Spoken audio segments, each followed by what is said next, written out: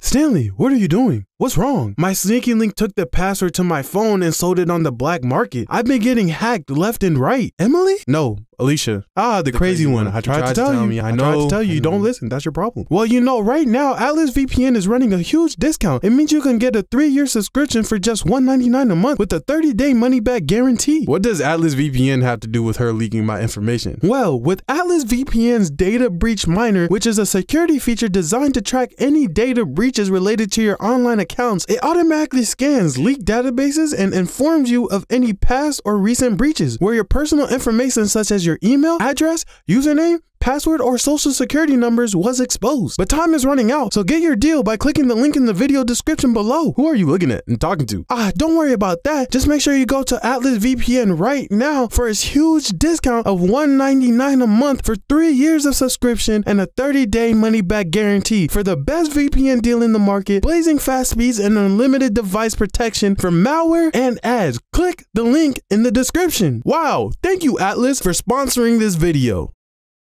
Sneaky link. Y'all should know what it is. If y'all don't, Google it. I'm not a dictionary, I'm a storyteller. Back in Virginia, where the only thing that's guaranteed is trucks with Confederate flags, country kids wearing camouflage hoodies to school, and brothers dating their sister, most of my time was spent trying to stay as safe as possible. But if there was one thing I would leave my house for at 18, is a baddie. Cause up until this point, I've really had a 2% success rate with any girl from my high school. And that's being generous until I got a notification that will literally never make me do what I did ever again. So let's take it back, man. Like 3 years ago, it was summer 2K19. I was having a midlife crisis at the astounding age of 18. Cause somehow you're supposed to go from sliding into DMs to sliding into fast food applications. Like I'm sending government officials you up text and that side-eye emoji and they're sending me back dead. It's a crazy time. But I'm not gonna lie, I didn't spend too much time on college applications. I'm just like you guys in the sense that I don't think it's for me. The only difference is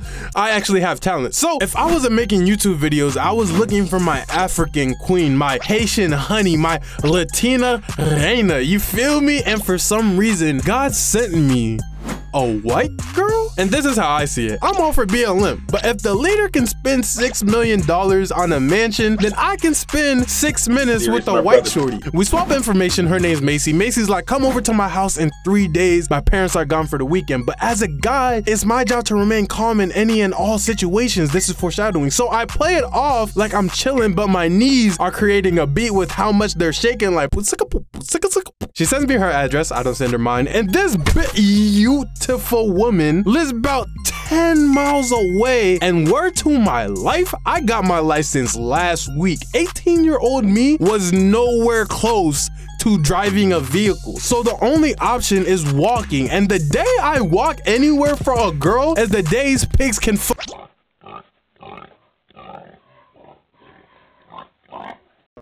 The day I walk 3 hours for a girl is the day pigs can fly. So I have 3 days to figure out how I'm getting from my house to her crib and back without the peas figuring out. As I'm going around the house just trying to figure out something, that's when it hits me. I forgot I had bought this electric skateboard a while back. If I use it, I can get to her crib in about 20 minutes, do what I need to do, and then hit the road jack.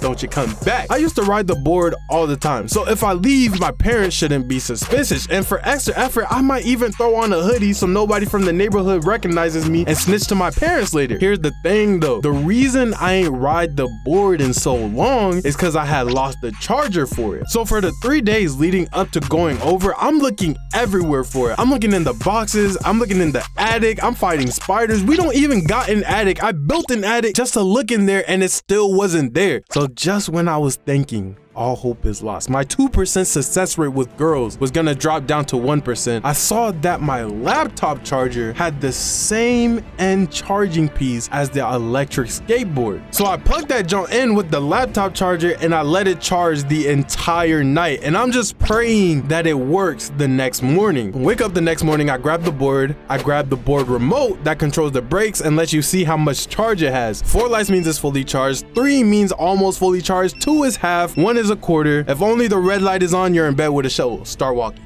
I turned the board on and it has 1 green light on. I said, but I'm too invested now to quit. So I'ma make it do what it need to do. As I'm leaving my house, my mom is like, Stanley, where do you think you're going?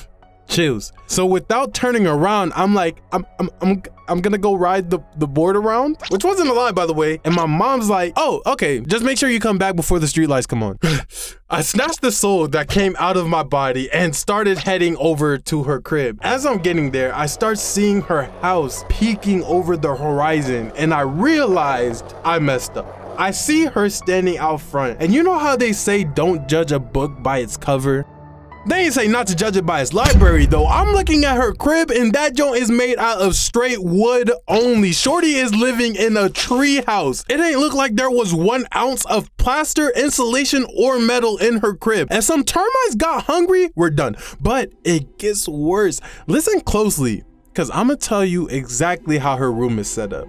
There's 1 stairway in this hallway, and when we go upstairs, there's just 1 long hallway filled with doors, and her room is at the back of this hallway. We get to her room, she opens her door, and there's just 1 twin-size bed in the middle of her room, a huge tapestry hanging over the bed, a seat hanging from the ceiling with a purple pillow in it, and in the corner of the room, she had 1 candle lit, boxes scattered around that looked like they were used for a TV stand, books, sacks, and just shoes in a pile.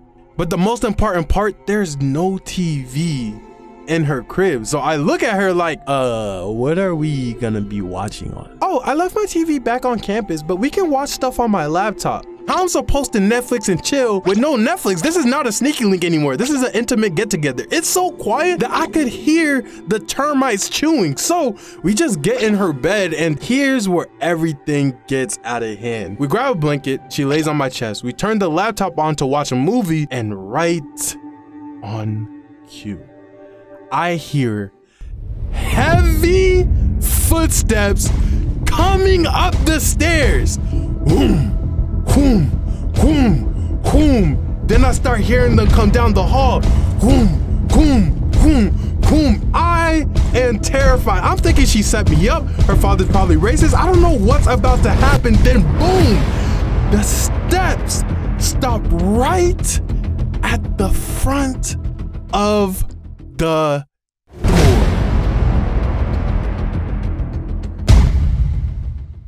I am so sorry about the cliffhanger. Good news though, the next video is in less than 7 days. And I hope you guys enjoyed the video, man. Make sure you guys click the link in the description to join the Discord. Also, follow me on my Instagram to stay updated.